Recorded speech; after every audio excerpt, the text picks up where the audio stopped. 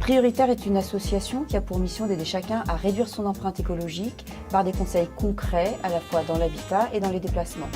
Nous nous adressons à tous les publics, que ce soit des particuliers, des professionnels ou des collectivités locales. Nous sommes ici dans un bâtiment qui s'appelle la Maison pour la Planète et qui est un bâtiment exemplaire. C'est un bâtiment à énergie positive, c'est-à-dire qu'il produit plus d'énergie qu'il n'en consomme.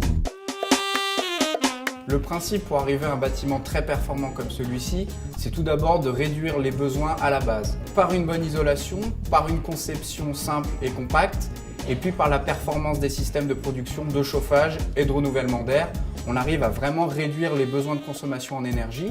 Et puis on va venir compenser, voire produire un petit peu plus que la consommation par les panneaux solaires photovoltaïques qui vont amener cette production d'énergie supplémentaire. Une des choses importantes, c'est la compacité du bâtiment. On est vraiment sur un bâtiment qui a une forme très simple, très cubique et qui, dès la conception, va limiter les déperditions de chaleur par l'optimisation de la forme du bâtiment. La Maison pour la Planète est un bâtiment en ossature bois sur laquelle on est venu apporter des fortes épaisseurs d'isolant afin d'obtenir une enveloppe très performante et qui va perdre très peu de chaleur. Sur l'ensemble du bâtiment, nous sommes équipés en triple vitrage afin là aussi de limiter les déperditions de chaleur au niveau des vitrages. Le principe de la ventilation double flux, c'est d'avoir un double réseau de ventilation.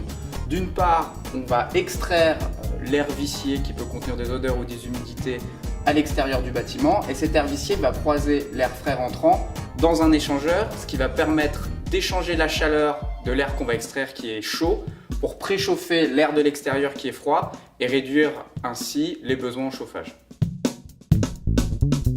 On est ici au cœur de la Maison pour la Planète avec la pompe à chaleur géothermique qui est le système de chauffage. Donc la pompe à chaleur géothermique, elle va capter l'énergie qui est dans le sol via un réseau de canalisation dans lequel circule de l'eau qui monte jusqu'à cette pompe à chaleur. La pompe à chaleur va élever le niveau de température de l'eau et la redistribuer dans les planchers chauffants, donc ici sous nos pieds au premier étage et également au rez-de-chaussée du bâtiment.